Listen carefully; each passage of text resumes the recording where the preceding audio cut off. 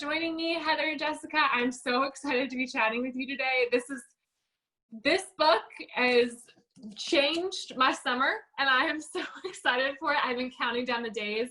As you know, Heather Cox and Jessica Morgan wrote The Royal We and The Heir Affair, which is our book of the month for July. So we're so excited to have them here and just chat. Y'all had so many questions. I also have so many questions. So I'm thrilled to just get started. If y'all just want to like introduce yourselves real quick. Sure. I'm, for a second, I had to think about it. That's how you know we have like quarantine brain. Which one am I? I know. I'm Morgan, and Heather, and I write a website called Go Fug Yourself with a G. It's about like bad or interesting celebrity fashion. And we also wrote 2 books, well, 4 books technically. Heather, take it away. I am Heather Cox, the other author. I'm Jessica's +1.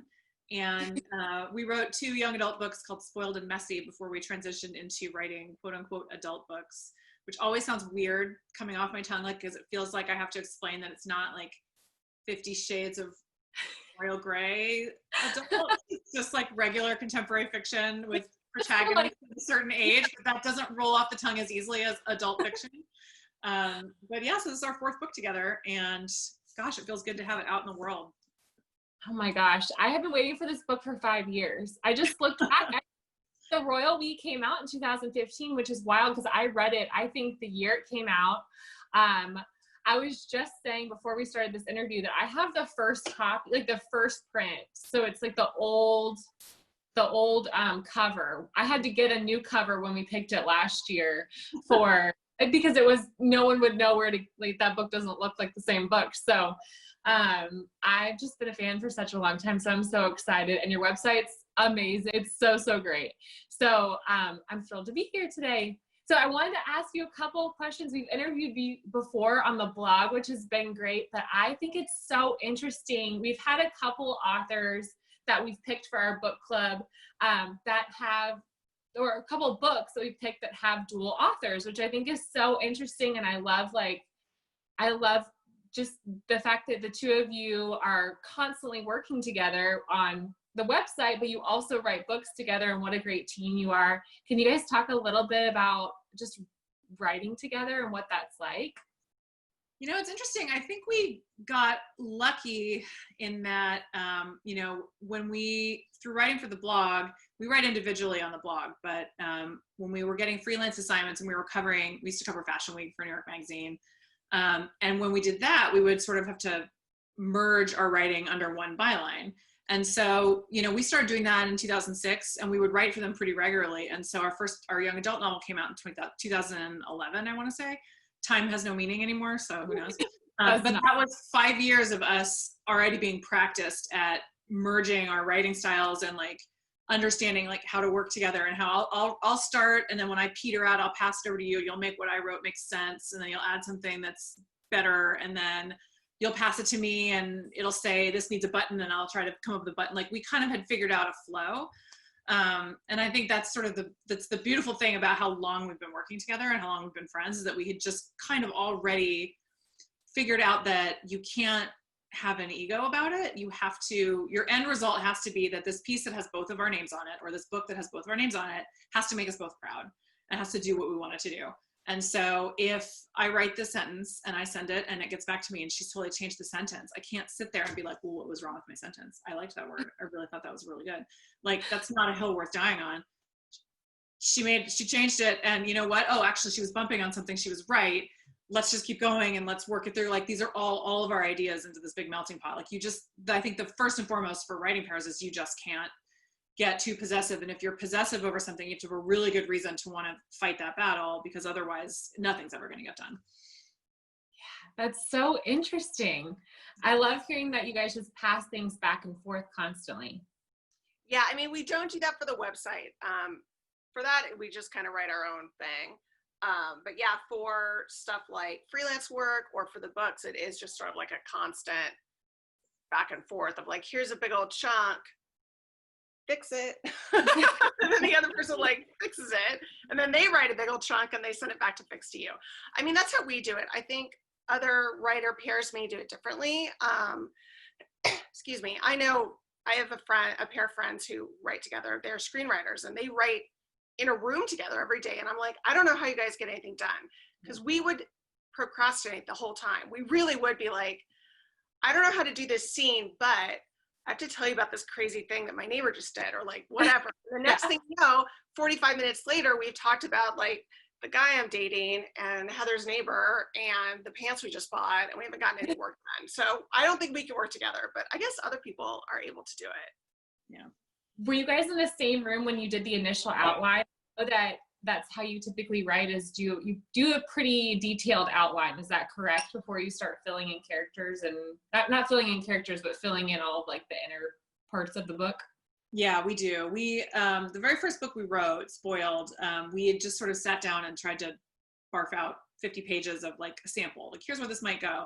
And our agent at the time was like, okay. And he was like, this is fine. Like, you didn't drown when I threw you off the pier, but you might want to consider an outline so that it feels shaped and it feels like it's going somewhere. And that way you have sort of emotional markers where you're like, at this point in the story, we need to have upped the emotional stakes, or we need to have had a twist of the knife, or something needs to have happened to take things another step. And that has been incredibly helpful. And it's actually, these are all lessons we learned. We both used to work in reality TV, and storytelling for like a half hour or hour long reality show is very similar, where you're like, you got to think about your commercial breaks, your act outs, and how you can, and like how it advances the story. And so we've found an outline to be super helpful in that regard. But we never, and I don't know how much of our process is different because we live in LA. And so when you're living in LA and in different parts of LA, you know, saying you're going to get together for work could be an hour and a half. Like, all right, I'm leaving now. I'll be there by lunchtime, hopefully. And then we'll get some time to work together. And then I got to go home because I'm going the other way and it's rush hour. So it's so irritating to get around sometimes that I think the logistics of being able to just talk over the internet, where we were already planning to be online all day talking, has just worked out a little bit better. I think it's so fascinating. I obviously don't write books, but I always think like, I don't know how you guys take such a big, 400 plus pages. I mean, that's a big piece of work to do. I don't know. I love hearing that you guys can do it together, and that's just really neat. It's really special. This book was a total shocker for me. Did you guys have a lot of, we can spoil because everyone, I'll put. This is cool. This is the first time we've gotten to talk about it with anyone who's read it and knows what happens. So we don't have to be guarded. It's so nice. Oh my gosh. I got it in my possession and read it within 48 hours. I was like, do not talk to me. I'm here with this book. There so many things happened in this book that I didn't we truly did not see coming. And that's part of the reason why I loved this book so much, is because all of the characters, and I think this is one of the things that you guys do extremely well. Well, first of all, I love your tone of voice, and I think it's so consistent on everything that you write, including the website. Like, it's just smart, and it's quippy, and it's clever, and I just love it. And so I think your writing styles together, I think, is just really cool that you guys can do that. You guys both have the same voice, which is so nice. But the fact that your characters are so built out and you fall in love with every character. There isn't a character in any of your books that are just like threw in there, or the story, the backstory. You fall in love with every character that's not a main character, which is so great. And I really loved what you did with this book. I mean, I loved Lacey's story. Didn't see that coming.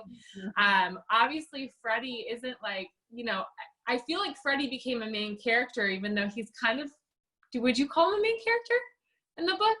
Or is it really just, Yeah, I would. I know he's like what we call like off camera, is the way Heather and I talk about it. He's off camera a lot in this book, because obviously at the beginning, they're not there with him, and then for a while he and Nick are on the out, so you don't really see him that much.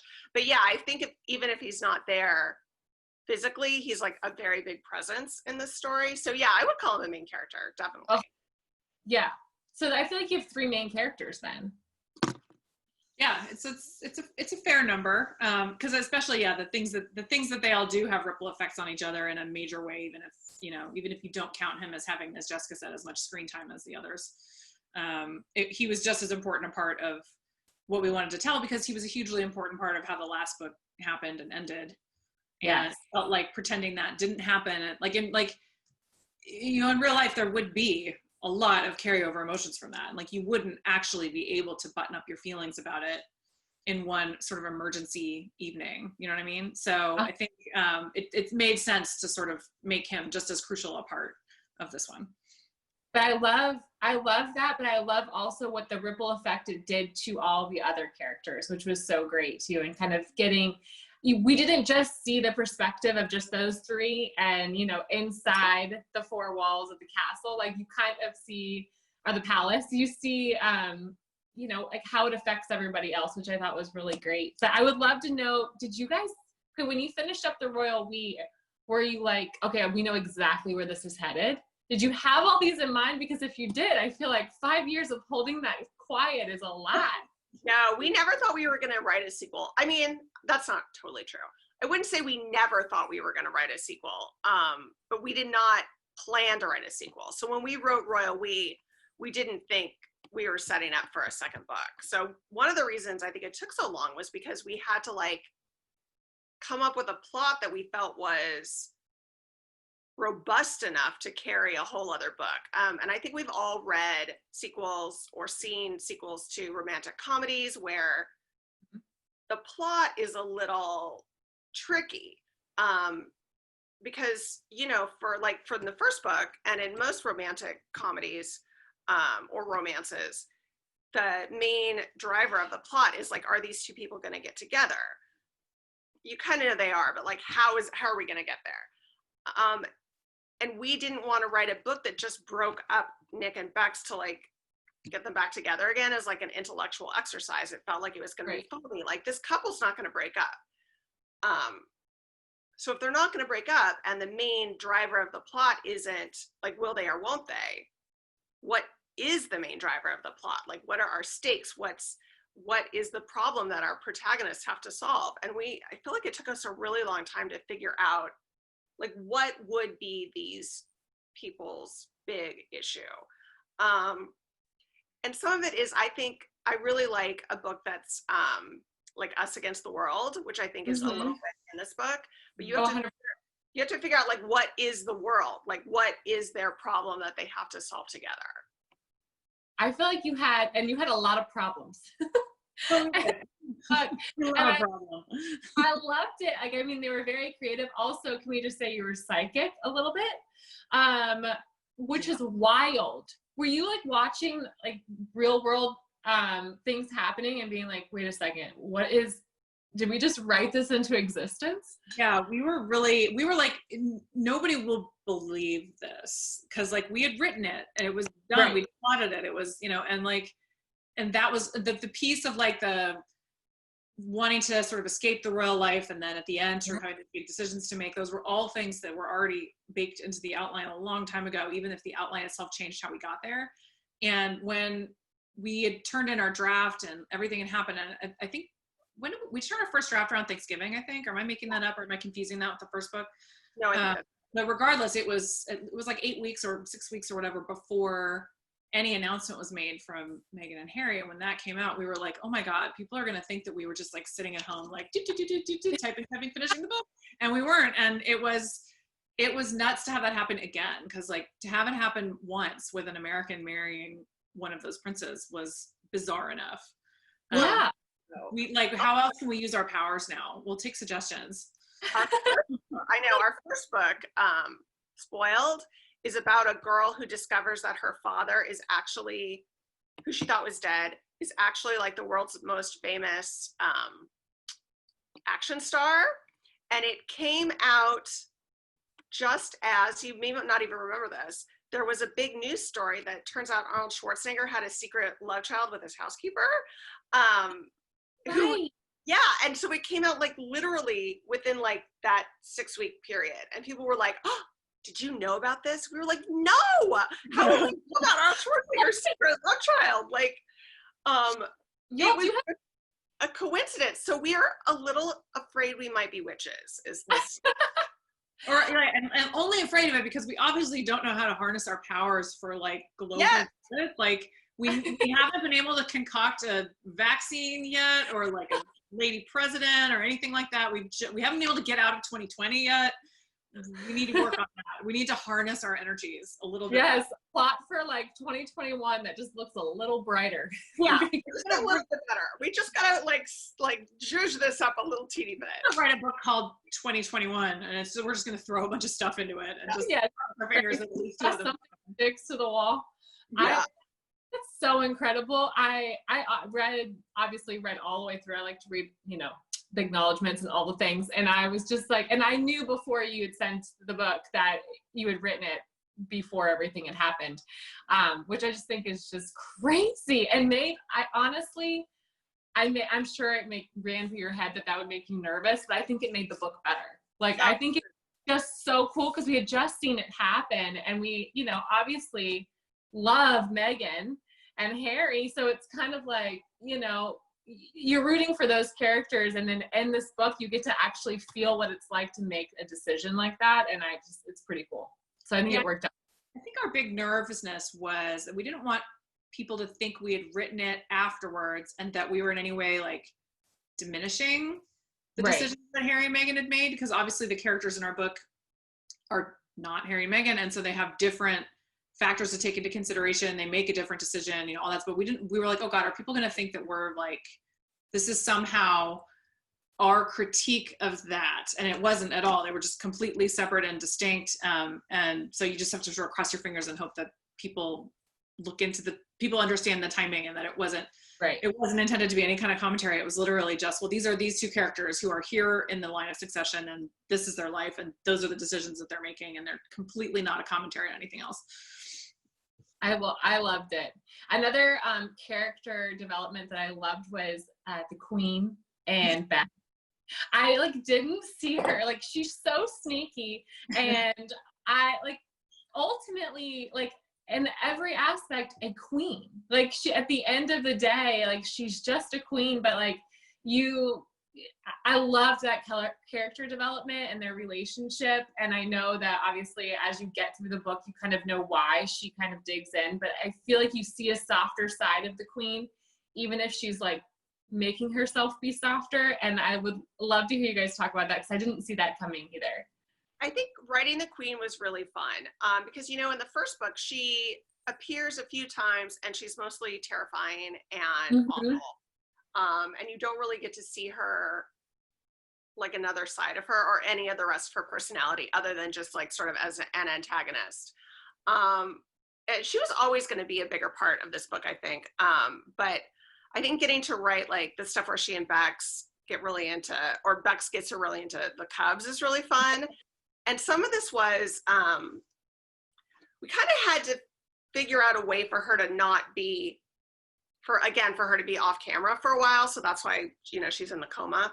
And having her come out of it sort of with a different personality was, or, a different lease on life, was really fun to write. And I had a personal experience with, I wasn't in the coma, but my grandfather many years ago was doing some work with an axe, and the top of the axe broke off the handle, and it cut his head open. He had a massive head injury. Wow. But miraculously. So he was in a medically induced coma for a while, and not nearly as long as Eleanor. And the doctor said to us, they were like, just so you know, and this is I guess the thing that really happens. They said, he might come out of this with a different personality than before. You guys just need to prepare yourselves that he may not be the person you know. And he did, sort of. The funniest thing about it was, he was mostly himself, but he was a lot chattier. He had always been a wonderful grandfather to me, and he continued to be great for the next 15 years of his life. But he was sort of a laconic person. He wasn't very forthcoming. But once he came out of this head injury and this coma, he was so chatty and gossipy, and it kind of improved his personality in a way. I don't want to imply that his personality was back, 'cause it wasn't, but it, the doctors really sort of warned you, he might have anger issues, it might be a detriment. But for my family, believe it or not, he kind of came out of it better. And so I think part of this was well, I've sort of seen this. What if we have her come out of this with like, what if she's fun now? Right. So obviously there's other stuff going on in behind that, like she is sort of, I wouldn't say she's playing it up, but she is a little bit like trying to keep an eye on Bex to make sure that Bex isn't finding out anything she's not supposed to know. But also like getting to write fun Eleanor was really a hoot. It was. And when we made our alternate family tree, you know, the whole thing about it is that they have all these queens in their line who have reigned for a long time, and anytime one of the men takes over, they die in some sort of stupid and inglorious way after a very short reign. And so we were like, we did that mostly for our own amusement. But also, I mean, you look at England, and obviously there have been many, many rulers over there, but you have like some of the most memorable are the two Elizabeths, who are and Victoria, who were both in the seat of power for a really long time, or all three of them have been in the seat of power for a long time. So we kind of enjoyed mimicking that, but we liked sort of making it ridiculous in between. So we thought, okay, we've established that we have this long reigning queen, and she wasn't much of anything in the first book other than like an antagonist. So I think our top priority for this one was let's develop that relationship. We don't want to waste that. We don't want to just have her die and move the story along, and it's like we've done all that work, we never knew her, and she sort of didn't matter. Let's make her matter. And finding different ways to make her matter to this narrative was a treat. I loved how when she came out of the coma, I mean, beforehand, she seems like super irritated, you know, like, man, wasn't her pick. And then it was like, well, now that she's here, I will make her the best queen possible, and this is how I will do it. And I just thought I was brilliant. It was brilliant writing, and I loved it. I loved their relationship so much, and you could tell she wanted to be warm, but was also trying to get information, and I loved that. Speaking of another relationship, Freddie. Didn't see that happening. For some reason, I was like, she's gonna get back together with Lacey, but that was totally the case. And I loved that you paired him with someone who like knew exactly how he felt all the time, and I just thought that was so special. Where did you guys come up with that idea? I mean, I think some of it was, we were talking about, you know, when in real life, when Harry marries Meghan is like a very accomplished person. And we were thinking, like, I think it would be very difficult to be someone who is like a super accomplished career person to give it all up to marry someone. I mean, it's romantic, but I think it would be a difficult decision. Right. And so our thought process was sort of like, what if at the beginning of the book, Freddie's dating all these very accomplished, smart women, career women. And like, our thought was like, what would happen if all of these women decided they didn't want to give it up for him? Like, what would he do if that happened? And I think in the end, Freddie ends up making like a choice that is not really romantic, but it's extremely pragmatic.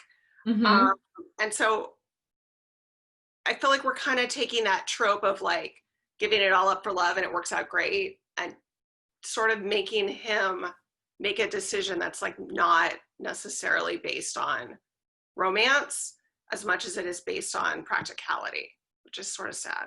I also feel like we're not planning on writing another book at the moment, but I just very concerned because I feel like Freddie is going to fall in love with someone else and then he's going to be in big trouble. But that's a whole other conversation. So Freddie, we love to make Freddie suffer, and I don't know why. He's like your tragic, sad, romantic hero. But yeah, he's the sad one. But we enjoy torturing him. I don't know why. Yeah, poor Freddie. The amount I got about, the number one question is, will there be a third book? And I know you just said you have no plans, but I feel like quarantine, we've got time to like give Freddie life. So that was number one question. And then the number two question was, is Freddie happy? And I love that you just said no. No, I think he is happy right now. I think he's happy right now. I think he's happy enough. I think there's a part of what Freddie wanted, the stability, I think, and he wanted purpose and love and all of those things. And I think he has all of those things, and maybe it's not passion, but he sort of made the choice going in that those things were more important. And one of the parts that I like, it's so funny because I can't ever remember what made it into the final book, but I'm pretty sure this did, where he says to Bex something to the effect of that he's realized that like the love of his life really is his brother, and that so much has happened and he's given parts of himself so that they can start a family, and he had loved Bex and it had caused a rift and all that, and like no matter what, he knows that's always going to be there. And if it frees them up to have their family, and if it gives anyone any measure of freedom, I think he felt like, you know, I'm going and making my life somewhere else maybe is the healthiest choice for all of us. And part of that was a choice based on the love that he has for Nick. So not even so much about Bex being there and being a romantic temptation for him, but about like how important his brother is to him and how they almost lost that. And he's like, maybe a little bit of distance is the way to save that. Which it was a love story. Like, I think one of the things we love to do are love stories that aren't typically always romantic love stories. Like the first book, I think, touches on a lot of the strife that you would find like in a sibling relationship. If, you know, imagine if your sister turned around and married someone incredibly famous and it put you in the spotlight and it changed everything about the way that you felt like you could live your life. And it's because of a decision someone else made. I mean, that has to be hard. But Bex and Lacey, in the end of the day, they're twins, they're close. Like, how does it tax those bonds? And I think this book sort of shifted a little bit of that onus to the Nick and Freddie relationship. And like, okay, all of these things happened. And yes, Nick got the girl and they got married and they love each other. But like, there's another love relationship there that suffered, and how do they rebuild that? Like we like to sort of focus on the different kinds of love, best friend love, sister love, all that stuff, not just romantic love. But yeah, Freddie, is Freddie happy? I think Freddie is happy enough. Freddie is satisfied with the decision he's made. I think he is confident that he has made the right decision. I think he's happy enough. Daphne is a nice person, and they understand each other. So I think it's like the most mature thing maybe Freddie has ever done. And like, that's the conversation that we have with him and Bex, where she's like, you need to hold out for like real love. And he's like, this is what I'm doing. Like, I think you're being irrational. So we'll see what happens. I think that he is content. Let me put it that way. Yeah. I think it's. Does contentness last? I don't know. Oh, can we find out? I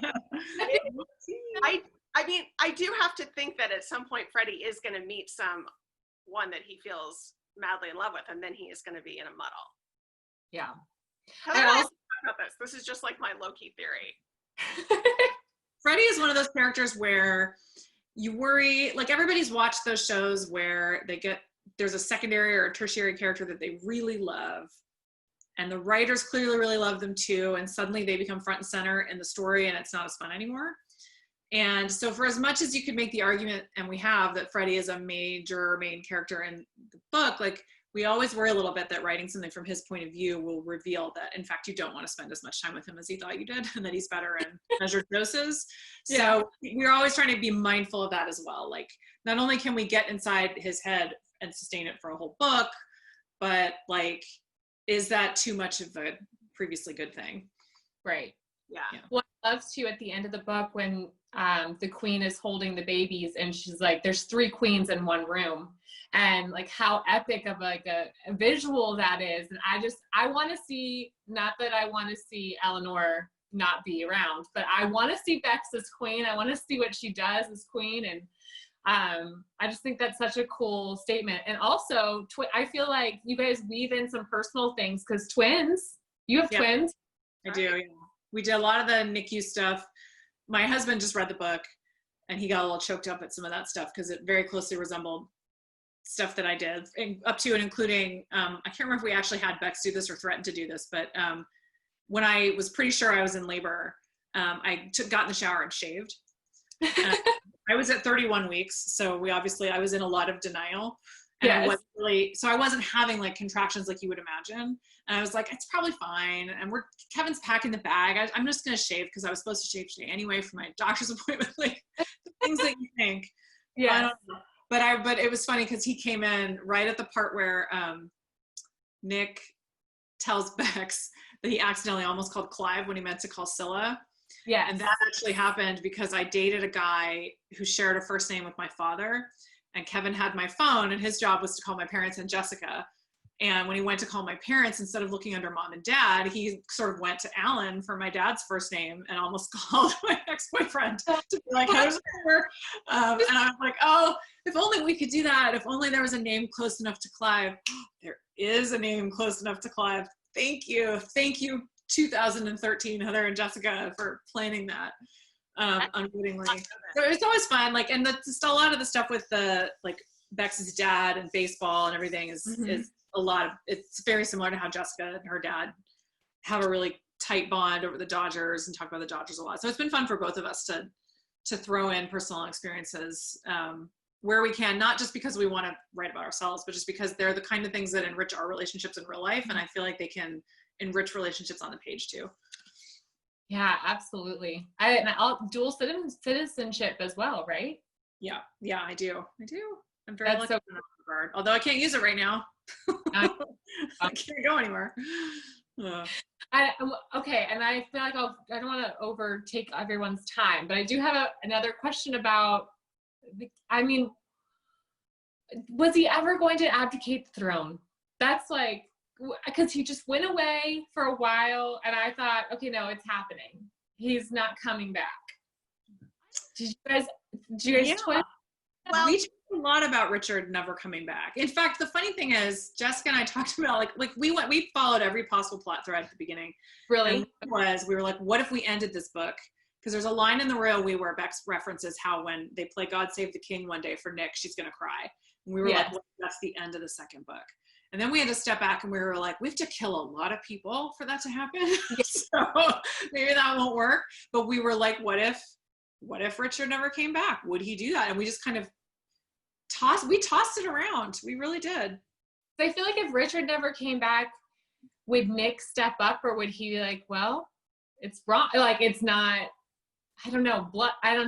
I just kept thinking like, he's not coming back. And then this is like a house of cards that's completely like falling apart. It would have been. Yeah. I think we, like Heather said, we really did like go through every possible permutation to like see how we could play this out. I just feel like ultimately Richard has been waiting for this his whole life. Mm-hmm. And he had like a tantrum. And obviously, like his whole life was thrown into upheaval. And I think you would freak out and maybe run away and have to get yourself together. But I think that ultimately, he's wanted this for so long, I don't think he was going to give it up. Yeah. Yeah, we were like, can we kill like a variety of people to get Nick to be the king? How is this going to work? Like, but then we realized we'd also have to kill, as we did, Marta, the Queen Mother, because she was very old. Like at a certain point, it was unrealistic. So she was always going to have to die. And then, in order to get Nick to the throne, we'd have to go through 2 other people. So we're like, we can't kill 3 people in this book. It's just not going to work. Yeah, it's a bloodbath. I don't know if we want to do that. And I think Richard, it had defined who he was for a lot longer than it had defined Nick.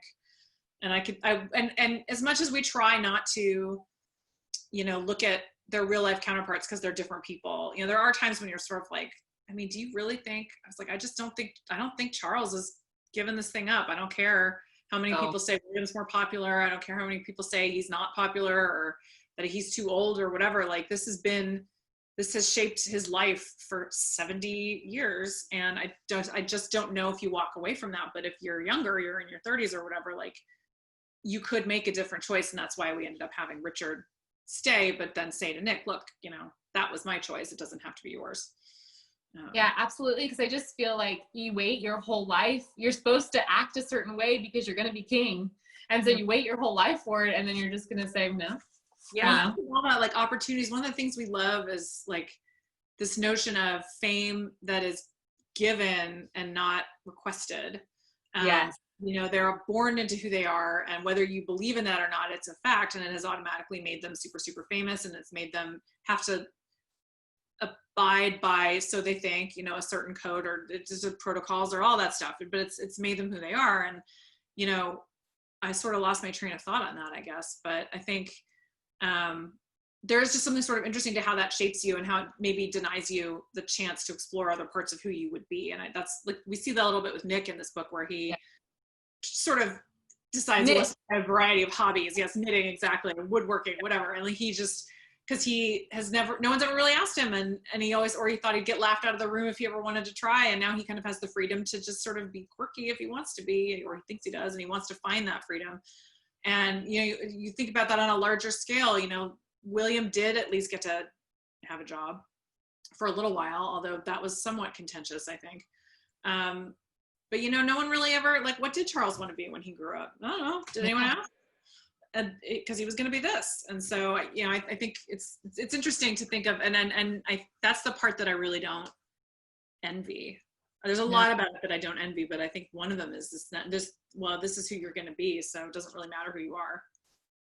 Yeah, you see that very clearly when she's holding the babies, and there's 3 queens in the room. You're like, this baby's like 0 minutes old. Exactly.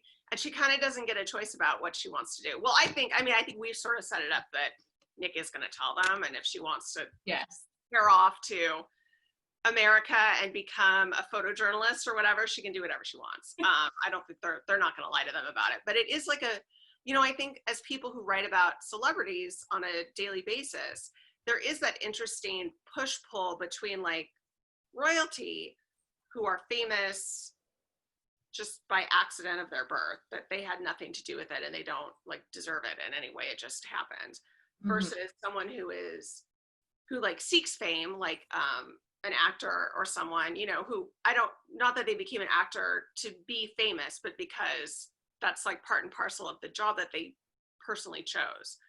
And I feel like it's kind of an interesting juxtaposition there, or like a dichotomy to kind of explore the different ways that being famous or well-known can screw you up and is difficult for you. And like, what is the difference between choosing that in a sense and having it thrust upon you?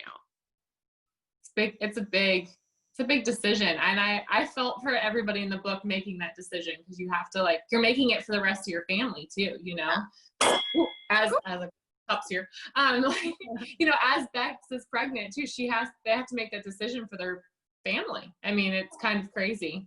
Yeah. So who are your favorite characters? If you had to pick one favorite character, who would it be? Gosh. And who you want to see, like, if you were to write a 3rd book, which you have my vote, that you would be the most excited to expand their story. It can be main characters, it can be anybody. Well, Marta's dead. Her out. Poor King Idris Elba is no longer with us. I loved her playing Scrabble. It was so funny. We had a blast with her too. It's always fun to write sort of the crotchety old person who's kind of over it. Yeah. Like, she's like, oh, I've lived forever. Let's see. I think that's a tough one. I sort of had fun. We didn't do anything much with them, but I enjoyed our pretend Dutch royals. They're sort of based on the real ones. Yes. I think Freddie would be fun. I always have a soft spot for Lady Bollocks. Yeah, I do too. In many ways, she's a junior Eleanor. Yes. I always get a kick out of the different ways that her Iron Fist will make an appearance. Yeah, I think that would be my choice as well. Although she, I think like Freddie, is also best done in like controlled dosages. Yeah. I don't know that we could write a whole book about her, but she also is like a woman of hidden. She's like an onion. There's a lot of layers to whatever's going on. And there's a lot of things that she's sort of mysterious in a way. Like, she doesn't reveal of herself to her friends that much. Like, in the first book you find out, oh yeah, well, she's having an affair with a woman. None of us knew that. She just started keeping herself until she felt like telling people. And then, in the second, I feel like there's a lot of stuff that comes out where B is kind of like, oh yeah, my house was an Architectural Digest. You didn't know that? Well, it was. She's like Chandler Bang of their friend group. Nobody knows her job. Yeah. She's a transponder. I love her. I was just going to say, she's, I think, my favorite in a lot of ways, and I think an interesting person. She has hidden depths, as she would tell you. Yeah. Yes. And I feel like she's very much so yes and. Like, she's dating a woman, yes and. Like, yeah, exactly. and you have an opinion that I don't care about. Like, you know what I mean? Exactly it. And you know, she's the Architectural Digest, and all of us would be like, look, can you see it? And she's like, and, you know, what else would you expect? I feel like she's a fairly flawless character, and I just love her. I would love to see more of her. Obviously, in Freddie, I loved the complete switch with Lacey. It was wild and really fun to see as well.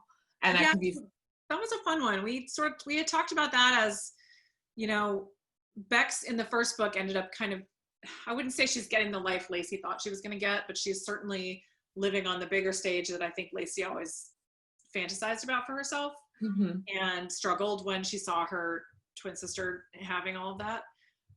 And we were like, it would be interesting in this book to sort of see those tables turn and see Lacey settle into kind of the domestic quietude and slight anonymity and a little bit of freedom that I think Bex always thought that she was going to have. And we didn't quite turn the tables, but we kind of got there. And I think that was interesting for us to be able to explore that, just that the complete flip for the two of them. Yeah, Lacey, it worked out well for her. Like, I feel like at the end of Royal We, you're a little worried that she's about to go off the rails. She got herself back on the rails, and she has a very happy ending, which I think we wanted for her. I love that. And I also, I just love that she just seems so content, which she's never seemed content. So I like that you wrap that up in a nice bow. Okay, well, congratulations on being a bestseller. That's huge, especially for, I mean, I just feel like you guys put so much work into this book and it shows, and I can't wait. I read it, but I'm going to listen to it as well because I like to do both. I love an audiobook, and the Royal We audiobook is so good. If y'all haven't listened to it, it's so good. I love the character. I don't know who read it. Did the same person read it? Yeah, her name actress. We got the same narrator back, so she's great. No, she's amazing. She's not great. I listen to so many audiobooks. I screen a lot of books for our book club. That way I can do it faster and go back and read if we love it. And one of the best narrators ever. Like, every character feels like a character, and it's just so great. So I can't wait to download the audiobook and read it. As we wrap up this interview, is there one thing that you want to tell readers about the book, like that you hope that they get from the book, or that they're most excited for them to read? We've spoiled the book, but people who've already read the book, how about that? I mean, I think Heather and I just are like really grateful that people have cared and like waited 5 years to read this. I know it's asking a lot, especially these days. Sequels usually come out so much more quickly than that. And we just weren't able to like make it happen any quicker than 5 years, I guess. So I think we're just really grateful for everybody's support, to be totally honest. And I will add, first of all, ditto. One thing I will add is that we, in our original outline, which fell apart, we were not able to make it work out the way we thought to have the Cubs actually win the World Series in 2016. In our outline, it happened in 2017. So we were like, well, maybe in our alternate universe, the Dodgers won the World Series in 2016, and then the Cubs won the World Series. That's fine. And then when we started writing the book, we of course realized that certain emotional conversations, like the blow up between Freddie and Nick, had to happen much sooner and would realistically not have waited that long. And once that fell apart, and we kind of just started pacing it based on our gut, we landed in 2016 exactly when we needed to. And so that was just a huge stroke of luck. And we are super, super, super excited that we were able to work that out like on the button. So I don't know, go Cubs, even though I'm a Dodgers fan. Go Cubs up to a certain point, and then go Dodgers beyond that. That's awesome. Well, I hope that is there going to be a next book, even if it's not a book in this series? Do y'all think you'll write another book? I hope so. When we were writing this book, I was like, I'm never writing another book again. I haven't stood up in a year. Yeah. It was a rough one. But it's fun. It really is fun. And the actual writing part, generally, like the plotting is the hardest for me personally, and the writing is the most satisfying. I would love to. I think, right now we're so overwhelmed with just trying to keep go fuck yourself going without new content, and trying to, you know, be a homeschool teacher and trying to do all these other things and trying to, you know, stay alive and wear masks and not explode with rage all the time. So there's been a lot pulling at our attention spans, but I think, you know, we would very much like to refresh ourselves a little creatively and then dive into something else, because we will miss it for sure. Yeah, I'm sure we'll get around to another one eventually. When we were writing this and Heather was like, this is horrible. I'm like never going to write another book again. This is it. This is the last one for me. And I was like, okay. But like in my head, I was like, you'll feel better about this later. So eventually we will, now that it's done. We will get to the part where like, it is kind of like childbirth. I mean, I don't have children, so I don't know. But I do think it is sort of like, as you're doing it, it's nightmarish and agonizing. And then when you're done, you have like this thing you're really happy with. And you're like, well, I could probably do this again. Yeah. Amnesia. Yes. Amnesia. 100%. But much like childbirth, we need to let our bodies recover for our second. Yeah. Sure. Yes. Well, I hope y'all get to recover. And I'm just so grateful that you wrote a second book. And I'm so grateful that we got to share it with everybody and do this interview. And I really hope we get to actually hang out in real life sometime soon. Oh, I would love to raise a glass with you. I really thank you so much for all your support. It means so much to us. I think one of the reasons this book was really hard was because we were so, I don't want to say taken aback, because that's not really the right word. We were just really pleasantly moved by how much people took the first one into their hearts, and we really didn't want to let you guys down. So I really just thank you guys so much for the support. Means the world to us. Well, you did not let us down. It was so good. And I'm glad it took 5 years. Take all of those 5 years, 2025. I'm ready. Right. Okay, we'll set the date for 2025. That's a good plan. We can do that. But like in the meantime, if y'all could like, you know, use your magic for 2021 to be great. So think about that. On it. Done. Sold. Well, thanks guys. Well, I'll talk to you soon, and hopefully the next time we're together with shit. Thank you. Talk to y'all soon.